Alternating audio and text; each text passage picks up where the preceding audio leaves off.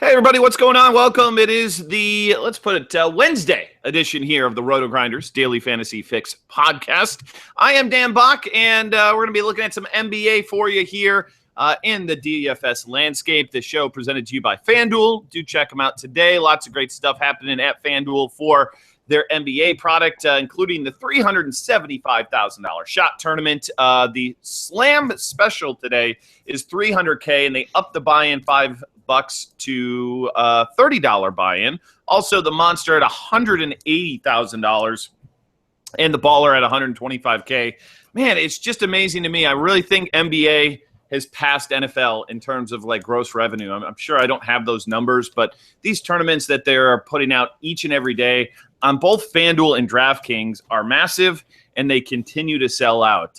Joining me today on the podcast, we've got Hoop 2410. We'll see if Big T can make it by the end of the show today. But Hoop, man, I mean, look at these NBA tournaments. It's nuts. It's like $500,000 tournaments every single night in NBA, and they're all selling out. It's awesome. And they're filling. I mean, that's the most important part. I mean, they're filling. So hopefully the sites stay on it. I'm guessing after these football finals and whatnot, they'll really put a good focus in on the NBA product and really analyze the numbers, because this is super popular. These things are filling up, like you said. I mean, keep getting bigger and bigger, and every single night filling, well before first tip. So it's exciting. And, I think people are really starting to realize how fun the sport of NBA DFS can truly be, whether you're playing for a lot of money, a little money, or you do it just for entertainment. It kind of suits everybody. So good to see.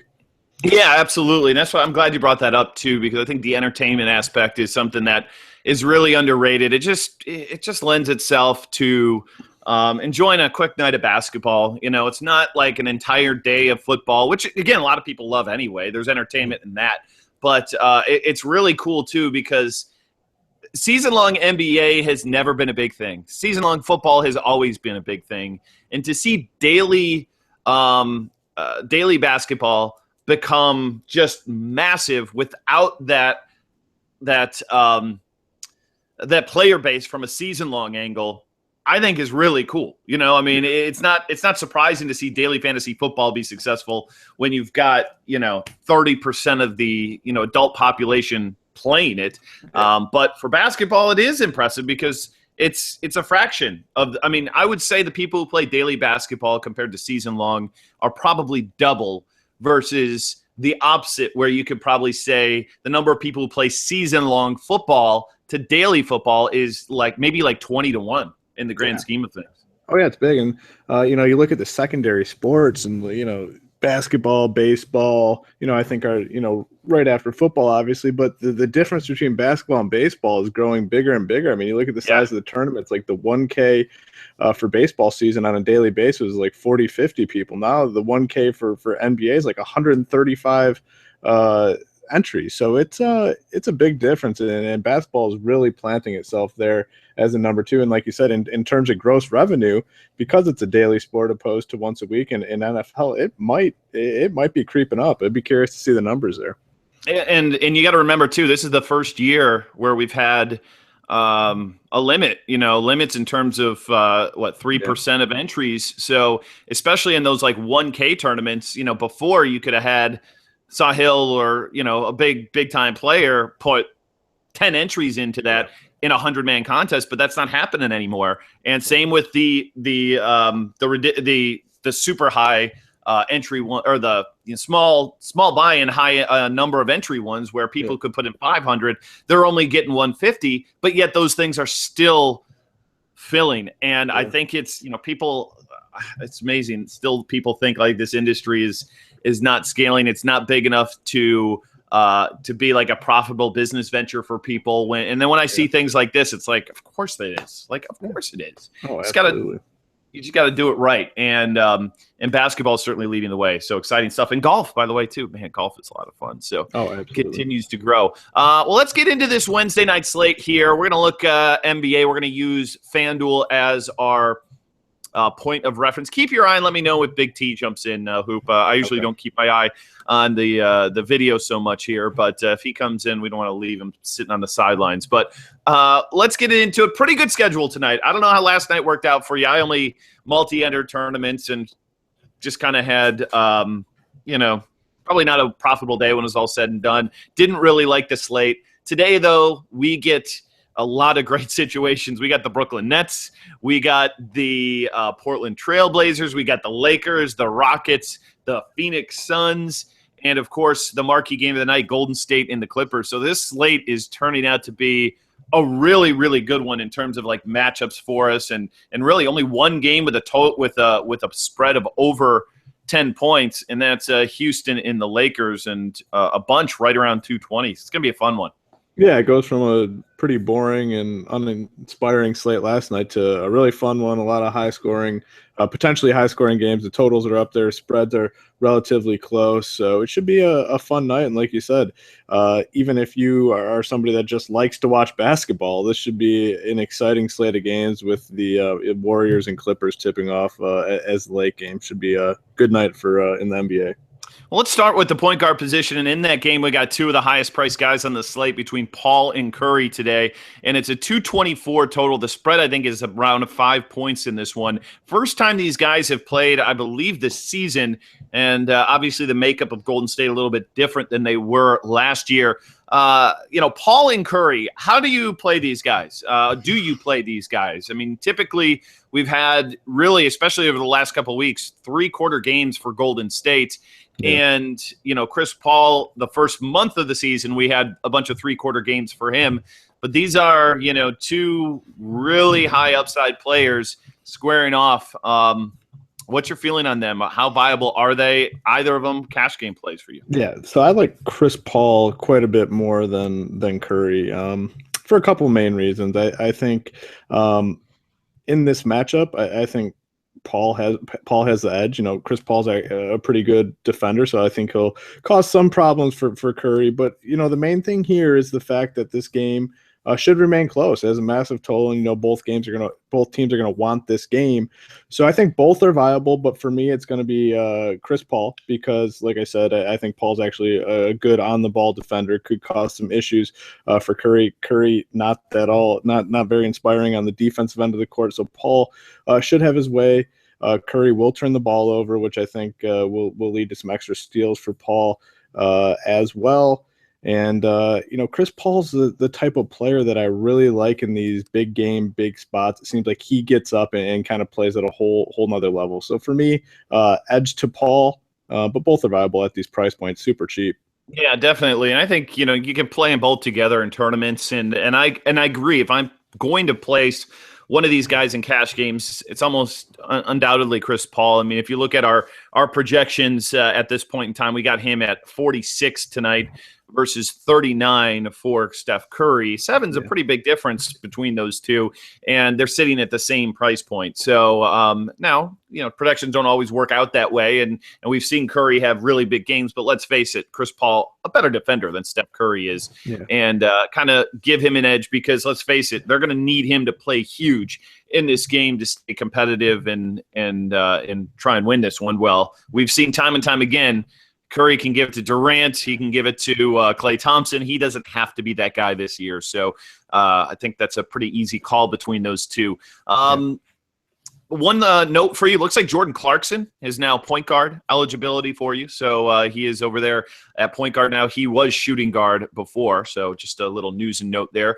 But moving down a little bit, kind of in this middle tier, do we trust Goran Dragic here? And I believe it's a back-to-back, might even be a 3 and 4 for Miami.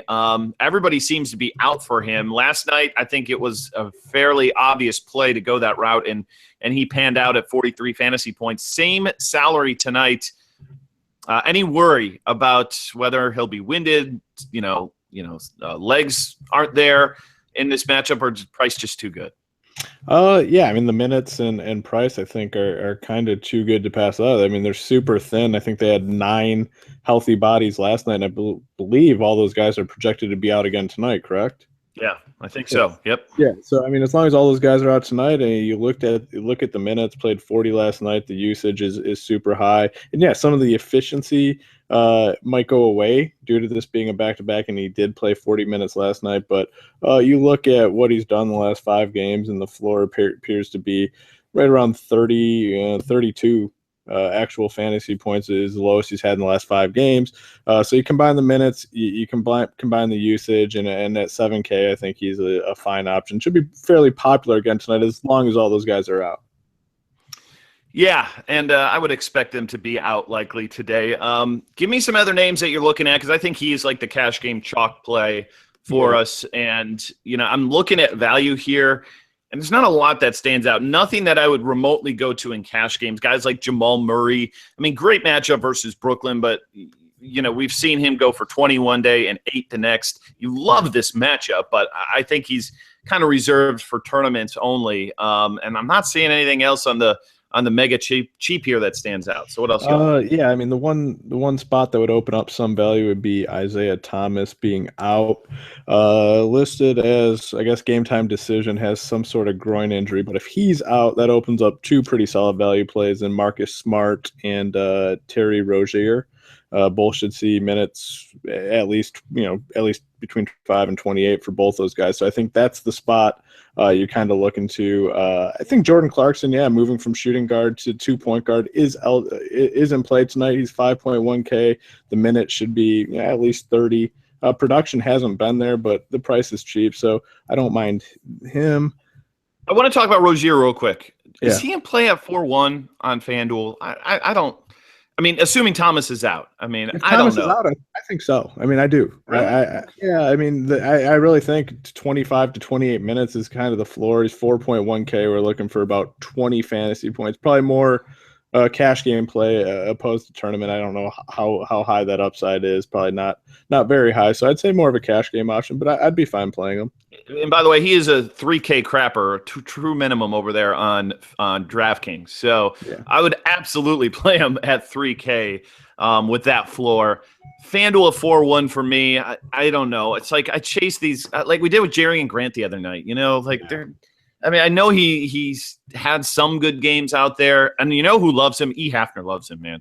E. Hafner always plays Rozier. When the spot kind of opens up. And I think the other guys, guys like Bradley, guys like Marcus Smart, I think I'd rather kind of maybe look to them on FanDuel, or this could be, like I say, a hedge spot when you've got one guy, when you're playing both sites and he's just so underpriced on DraftKings, you get your exposure there. I don't know. Me personally, I'm not super excited about him on FanDuel tonight. What do we think of Elfrid? We saw him go off last night. We had one of our classic Elfrid Payton games, almost a 50 burger for him. Played 34 minutes. Against Boston today. Typically not a great matchup for point guards.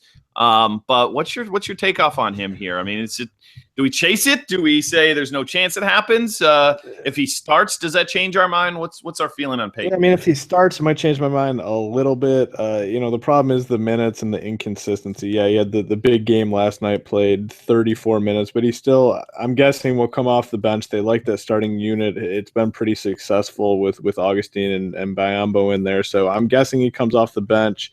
I think fine for tournaments. I probably couldn't pull the trigger in cash games. If you're looking for guys in this range, I think Tyler Johnson, another option there if those guys are out for the Heat, which they should be. And then one other name I want to throw at you is let me just make one point here, because I just noticed this. Not too often do you see a guy go from small forward to point guard, but Marcus Smart's a point guard tonight. Yeah, he's in there. So they've got 3 point guards for Boston. I mean, it's got to be Smart over Rozier for $600 more, right? Yeah, for that $600 difference. Yeah, I guess you're right there for $600. As long as Thomas is out, he is going to be out. No, I said as long as he is. As long as he is, okay. Yeah, as long as he is out, yeah, they'd probably just spend the $600 more on Smart. But one other name I wanted to throw at you, Darren Williams. Oh yeah, I'm all about it. Yeah, all about him. He's everything is starting to turn for him in terms of playing time, and they just still don't have playmakers on that team. Yeah. I mean, we'll get to Harrison Barnes at small forward. My tune is starting to change on him a little bit, but Williams, they need him to play big, to score the basketball, and he's under 6K on FanDuel tonight. Absolutely. Don't mind him one bit. Yeah, you like when you look at guys like him, older, injuries, you just look at the trends and you look at what we see. It's 26 minutes, 30 minutes, 31, 37. So all the minutes are trending up. Now, I wouldn't count on him playing 37 minutes. Could happen, but I'd probably say mid-30s is very reasonable expectation. Then you look at the production, 24, 27, 34, 34. Everything's trending up for him right now. Matchup's pretty good. Not as good as it once was. The Kings are playing at a slower pace with the new coach there, but at 5.9K, I think he's definitely a guy that we can consider. Looking real quick here at their schedule. Let's see, Dallas. Where are we? Okay, they don't play tomorrow, so that's good because that's one thing I think you're going to have to look out for a guy like him is if they're playing back-to-backs. The minutes could be dialed back or he may potentially sit, but luckily that's not the case for him. So I think, we got the green light there. And I don't hate Kyrie Irving tonight against New York in Madison Square Garden. Still pretty cheap at 7,300. We saw the upside a couple of games ago, went for about 40. And I feel like he's a safe play. Maybe not a tournament play, but, he hasn't had many real crapper games out there. You look at like the last 10 and it looks like the lowest is like 27, which at 73 doesn't kill your lineup. So I think he's a safe play. Yeah, that's what I was going to say. You look at the production and it's been somewhat volatile, but the floor appears to be reasonable. I mean, 25, 26 points, not ideal at 7.3K, but not going to absolutely kill your lineups where you don't have a chance to win some money. All right, let's move on over to shooting guard here today, and we got James Harden on the slate. James Harden's going against the Lakers. Lakers are bad. I haven't been too much working on roster construction here. Is there enough value you think to make him work today at 11-7? Yeah, I mean, there certainly is. There's going to be a lot of value with those Miami Heat guys. I'm sure we'll have some other situations come up. If Isaiah Thomas is out, that'll open up some additional value as well. So the value is certainly there if you want to pay, the 11-7 for Harden. I think it's viable. He should definitely have his way in this matchup. He's, probably the top stud on the slate. We don't have Westbrook. We don't have Anthony Davis. So, I think it's viable to get up and roster him tonight. And it's a good matchup. And I don't see really anyone on the Lakers slowing him down. So, can definitely make it happen today. Yeah. And you plug him in and it leaves you at 6K per position. That's pretty fair. I mean, are you going to, and like you said, there's not another Anthony Davis, another stud that you really, really need necessarily. And unless you want to go Harden and Antetokounmpo, and then that leaves you like 5,400. And I don't think you have to do that. I think there's plenty of other shooting guards for us on the cheap to go to. Yeah. And looking at this build a little bit more, it seems fairly obvious to me that he's going to be very highly owned because there's not where normally the ownership gets swayed when you've got to divvy it up amongst multiple guys. Yeah. You don't have to do that today. Even DeMarcus Cousins is in the lowest total game of the night at 11-1. Yeah. Matchup's fine against Dallas, of course, but I still think that, there's a reason maybe not to go there. So I think we could see like maybe 40, 50% ownership in tournaments, and that's saying something. Yeah. So. Yeah. I mean, anytime we have like a standout stud, which I think is the case with Harden, ownership will probably be high because people can work him in and the value is there too to make it a little easier as well. But Antetokounmpo, I mean, I shouldn't probably poo-poo him because he gets a matchup versus Portland, and this is a Portland defense which has been just terrible. Now they're heading back into Milwaukee, who's been playing pretty good basketball, and I just don't know who could conceivably guard this guy. He's insane. Really good spot. I mean, the total's way up in this game. 218, 2-point spread. So I think a great pivot off Harden in tournaments. I don't even mind pairing the two guys up at shooting guard and kind of figuring out the rest. The upside, super massive. Like you said, the Timberwolves the Trailblazers defense is, very bad. So he should definitely have his way. I don't think they really have anyone that can kind of slow him down, does it all. So I like him a lot. I think his ownership will be much lower than Harden. Yes. So in tournaments, I don't have an issue kind of, hedging with Antetokounmpo and leaving Harden on the sidelines. With you completely. Not a lot of interest in McCollum or Batum for me. How about Klay Thompson tonight against the Clippers? Have you seen some of the numbers that they had on him in that game the other day where he dribbled the ball 11 times and scored 60 points? I think 11 times. The most baffling stat I saw was he had the ball in his hand for 88 seconds. 88 seconds. 1 minute and 20 seconds is the entire time he had the ball in his hand during that game and scored 60 points. Just astonishing. Right. And it gets the big price bump, rightfully so, 6.8K.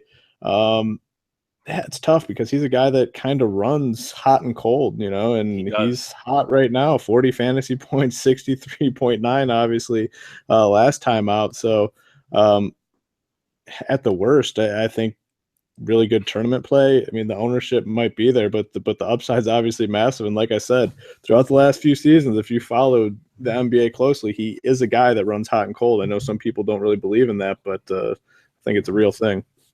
Would you like him better or worse than the other two guys below him? Actually, let's throw three guys in there. I think Barton, Williams, Bradley are all very interesting for me today, especially if we get no Isaiah Thomas. Orlando, last night was not a good defensive effort. I mean, John Wall had his way with that team. And, I've been touting them as like the new Indiana Pacers. Well, they didn't look like it yesterday.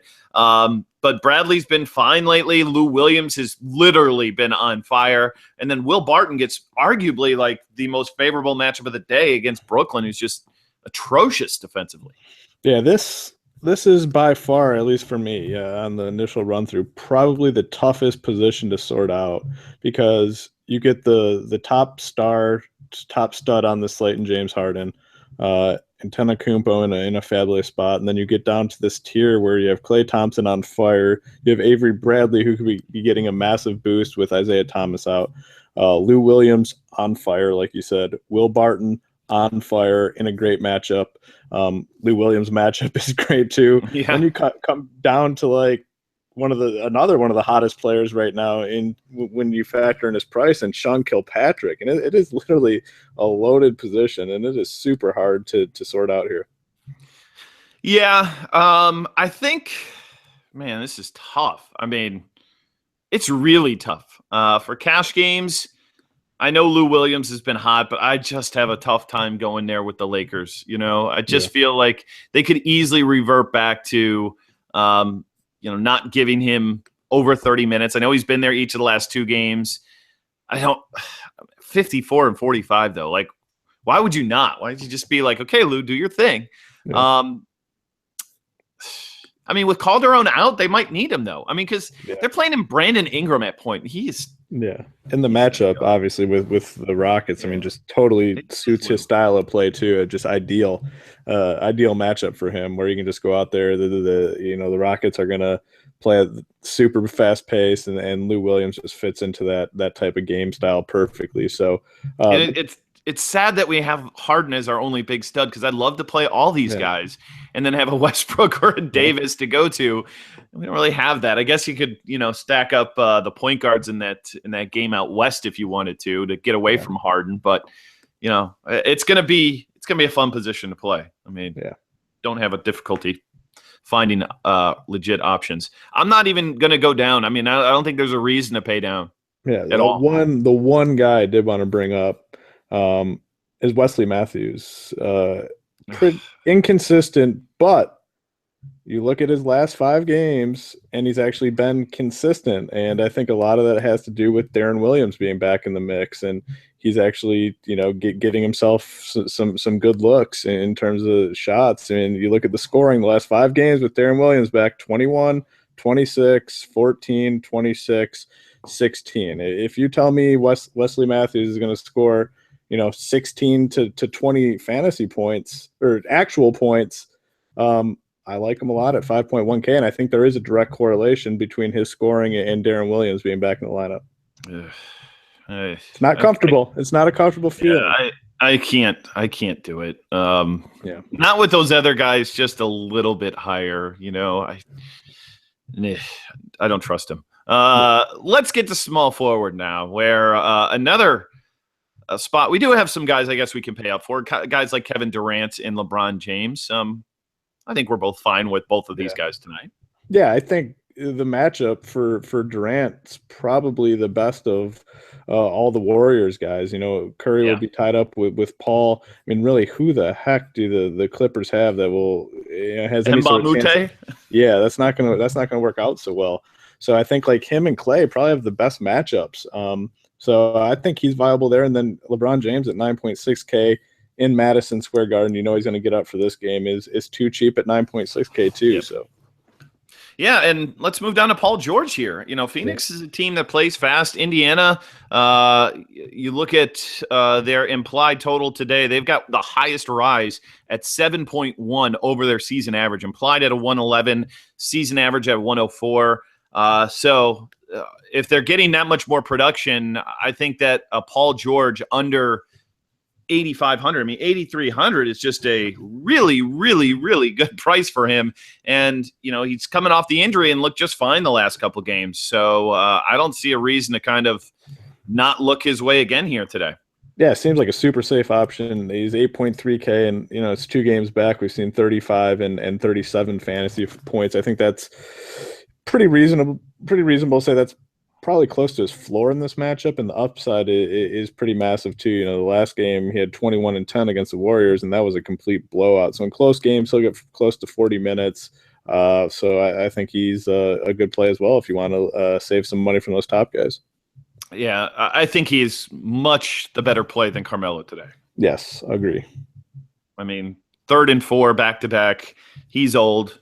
Yes. Easy pass for me. Rudy Gay, no thanks against Dallas. Harrison Barnes, though, 6,400. You know, I know Tony's not here, but he's been a big Harrison Barnes backer, and I don't know if this guy's any good. I'm starting to think he's pretty decent. Been watching him, and he's making really tough shots, and he's actually, you know, kind of looking at himself as, hey, maybe I need to be the man. Yeah. And I think there's, you know, legit at 6,400. I feel like, you know, you mentioned it with Bradley Beal, like he's going to be 1,000 more. Well, I think Harrison Barnes is going to be a mid 7K guy here fairly shortly. Yeah, I agree with you. I mean, the main thing is the fact that he's kind of the focal point of their offense here, and the minutes are super high. So the usage is going to be there, the minutes, and they're not timid with the minutes at all. 41, 40, 38, 37, 38. So the minutes are going to be there. You look at the stretch of games too, not the greatest in terms of opponents. They get the Spurs in there, it has Charlotte twice, the Bulls. So he's had some pretty tough matchups and getting it done in those matchups as well. We've seen over 31 fantasy points in 4 out of 5 games, 6.4K. We're looking for about 32, 33. So I think he's a fine option tonight. I really like Gallo over Chandler tonight at 6K. He finally looked like the Gallo that we've seen in the past last time out. 37 fantasy points, scored 24. And this matchup, again, Brooklyn, I can't stress enough how bad they are at defense, guys. Like, they suck. They are one of the worst I've seen in years. You know, I mean, it's not even close. And nobody in the league, I think, is even close to them in terms of how bad they are. And Gallinari is a guy who can take advantage of that with his scoring, and his minutes are solidified. So he's a really sharp play, I think, tonight. Anyone else here as we move a little bit further down the salary spectrum? Yeah, Gallo, I think, is really safe at like 6K. I mean, the worst, honestly, I think like 22, 23 is probably like worst case scenario, and that's not going to kill you in cash games. So the minutes are safe. So I like him. You come down. Quick question for you. I don't know if you input your own projections into a model or the lineup builder, but when you do that, when you say Gallo, you know, his floor today is at like 22. Yeah. How do you do that in terms of setting the projection for him? Do you go, is it just like, maybe his floor is 22, but I think he can get me 30 and that's what you input? I mean, take me through that process. Or are you not like a projection guy? Because everybody has different minutes. Not really projection guy. I just kind of do it in my head. You know, I just look at I look at the minutes here. The minutes are going to be in the upper 30s. I think I kind of just think of like worst case and best case scenario. That's kind of how I think about things. So I'm saying I think he's going to get the 37, 38 minutes. If he's getting those minutes, I think in this matchup, the worst case scenario, obviously there's outliers, injury, or just complete bust. So if you eliminate complete bust, injuries, I think worst case scenario in this matchup, he gets 22 or 23. At 6K, that's not going to kill me. I think the upside here is probably low 40s. I mean, if he absolutely has his way, I think he can get 45-ish reasonably. Obviously, there's going to be games where he just goes bonkers, but I just kind of eliminate the outliers and find a middle ground. 22 with the upside to go into the 40s at 6K, I think is reasonable. Okay, good. Good to kind of get into your head a little bit there. Do we trust Jay Crowder, or is he priced 5,200? I mean, he's kind of like, I don't know. I just don't know if there's upside in Crowder. Yeah, for cash games, 30. I think he's fine. Yeah, the minutes will be there. And another situation, he's 5.2K. We're looking for 25, 26 fantasy points. Reasonable floor on him, I think, is probably like 20. So I'm fine with him in cash games. The minutes should definitely be there. I mean, he hasn't played under 32 minutes in 5 straight games. So fine cash game option, yeah. I don't like Brandon Ingram. I don't think he's good. But he does play a lot of minutes, and he does play Houston tonight, and he's cheap at 4K. I think I'd throw him into my tournament plays for the day. Yeah. And if I was scripting him up, if I was doing 100 teams, maybe put him in like 4%. I don't feel like I love him, but I feel like at 4K against the Rockets, a guy who's playing 36 minutes, and you're like 6'11", you should be able to get me 20 fantasy points. Yeah, frustrating. A guy playing so many minutes, he's 4K, want to go ahead and just jam him in, but the floor is pretty low here. We need about 19, 20 fantasy points. Should get it in this matchup, but just not a safe feeling. Did run into some foul trouble with those minutes last time out, and ended up playing 25. If he stays out of foul trouble, the minutes will certainly be there, but it's not a slam dunk for production, even with those minutes. Yeah, I mean, we've seen it looks like his ceiling's about 25, 26. Yeah. I don't even think it's impossible for him to potentially get up to 30, which he'll take all day long at 4K, but I just think it's so up in the air. He's just so young and raw. All right, let's get into power forward here, Hoop. And Blake Griffin, 9,400. He gets a tangle with Draymond Green tonight. Green's about 500 or 1,500 less in salary between the two.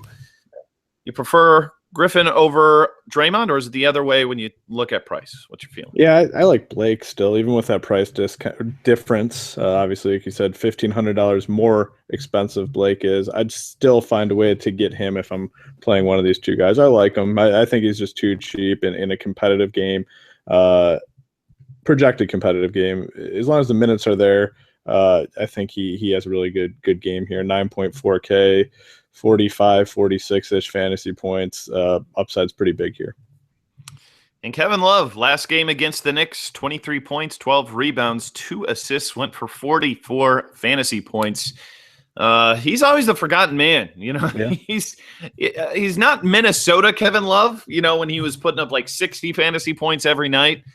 But he's in between that and what we saw from him last year in terms of fantasy performer, and that's pretty fair. So 79, I feel like there's still a little bit of meat on that bone, because I think like he's probably an $8,600 player right now. Yeah, he's playing great, pretty consistent this season for the most part. I'd definitely play him, I think, over Draymond Green if you're in that price range. Matchup's good here, and I think the Cavs in Madison Square Garden are going to come out to play tonight, so I do like him. Interested in the Zinger tonight? 76. Always, man. This guy he's legit. I mean, it is a third and 4 night, so there is some concern there. I think more tournaments tonight, just because I like these other guys, and if I'm going to spend up, I think I'm going to go all the way up to Blake. Yeah, I kind of agree. I think that 3rd and 4 could have blowout possibility here too, which might be a reason to be a little cautious with the pay-ups on Love and LeBron tonight. Don't go crazy with them. Like, I would not put both of those guys in a cash game on the risk of it being a 3-quarter game. If you want to put one of them, like, you can survive your cash games, especially if they go crazy in 3 quarters. But in the off chance that it is kind of a blowout, like, I think you're limiting yourself a little bit with that. So something to consider for your cash game builds today. Who else we got in this territory? My boy Tobias Harris still there churning away. I think he had a pretty good game last night, right? Yeah, it's too cheap. I mean, Tobias Harris at 5.6K, I just think is too cheap. And let's see, look at 5 out of the last 6 games, over 32 fantasy points. He's only 5.6K, which we're looking for about 25, 20, or like 26, 27 range. So Yeah, I like him there. Let's see. Anybody else for you? I mean, Ryan Anderson, I think, is GPP only. If his shot's falling, got the 30 fantasy point upside, but it went back to the teens again last game, and just too dangerous to use in any sort of cash game. But anybody in the lower salary range here for you? Yeah, the Dwight Powell and Josh McRoberts are the two cheap guys that stand out. Powell does have a pretty low floor, but the minutes have been consistent lately with Bogut's out for 2 weeks, right? Bogut and Dirk out. So 24, 28, 32 minutes, only 3.9K. I like him. And then McRoberts with that thin Miami team started and played 29 minutes, played 28 the night before. So I think both pretty solid value plays here. You got a preference? Probably McRoberts, because I've gotten burned by Powell quite a few times in these lead spots, so I'll go McRoberts. Yeah, I think you're probably right, especially assuming everybody is out again, and I think that they're going to be. I think he's the answer. If suddenly, other guys would be available, maybe not. But I think you're probably right, especially when you save 300 or 400 or 300 doesn't sound like a lot, but sometimes, it is. So it can make a real difference in terms of where you land. And they definitely look like elite value options today. Okay, center position. We got Cousins at the top at 11-1, and he's going to get matched up versus Salah Merji. Yeah. It's not gonna end well for Salah today, I don't believe. No, and Cousins he's playing well right now, and then another guy that's kind of streaky goes super hot, then kind of loses interest. He's hot right now. I think the trend will be spending down at center, which makes Cousins I think a phenomenal tournament play. I don't think many people will be paying for him. I think people will pay for James Harden over him. I think the value's pretty solid here at center, so I like him in tournaments quite a bit. And he scored over 30 real life points in 5 of his last 6. And he's usually, and what, you love it. He passes the ball well. He's block shots have been there. Even the steals and turnovers can be a problem sometimes for him, and not so bad over the last stretch of games. So, if you can make him work, you can do it. And maybe there is some reasons to look to him over a James Harden in tournaments today. You do have a larger spread out there in Houston. And we talked about the depth at shooting guard today. There might be some depth at center, but I don't think it's quite to that level looking at this right now in terms of the shooting guards.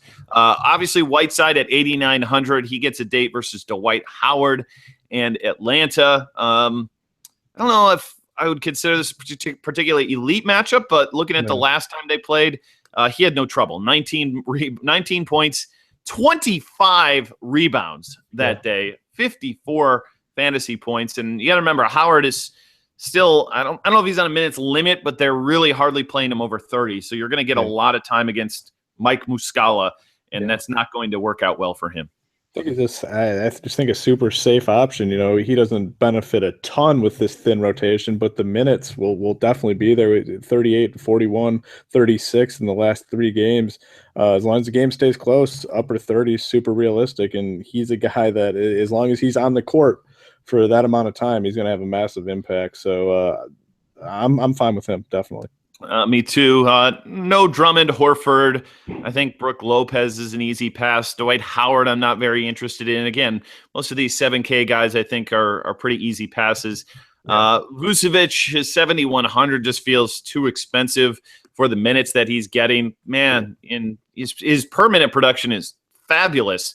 But Frank Vogel basically says, learn how to play some defense, and maybe we'll play more minutes. Yeah, it's rare you see like a lineup change like that work so well. It's worked phenomenally well for the Magic here.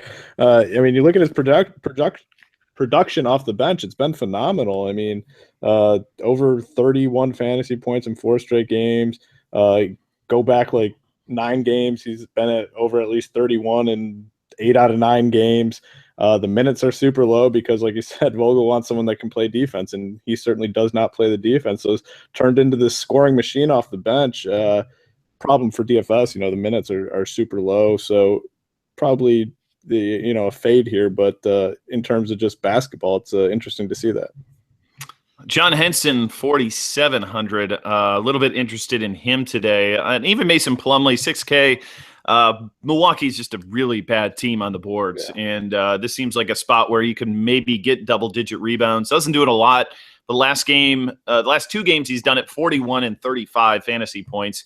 And if you think he can get there, it's making value on that 6K. But I think for 1,300 cheaper, seems like a good spot for Henson too. Against Portland, they play fast. That's kind of the way he likes to play. He's not a plotter like Greg Monroe is, and I feel like he's the guy I want here on the cheap if I'm going anywhere.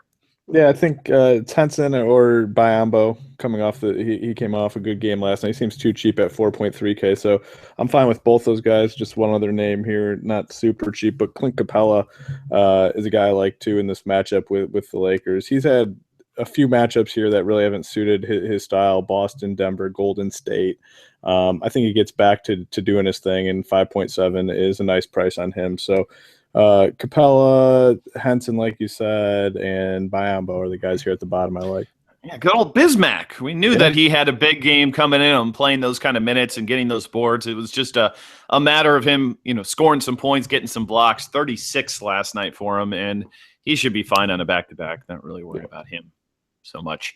All right, that pretty much takes us through the build for today. I want to certainly thank our friends at Rocket Mortgage by Quicken Loans, great supporter here of the podcast. They bring the mortgage approval process to the 21st century. It's fast, powerful, and completely online. Rocket Mortgage, taking all that complicated, time-consuming parts of applying for a mortgage out of the equation. If you hate searching through stacks of old files and paperwork, with Rocket Mortgage, you can easily share those bank statements and pay stubs at a touch of a button, helping you get approved in minutes for that mortgage solution that's tailored right to your unique financial situation.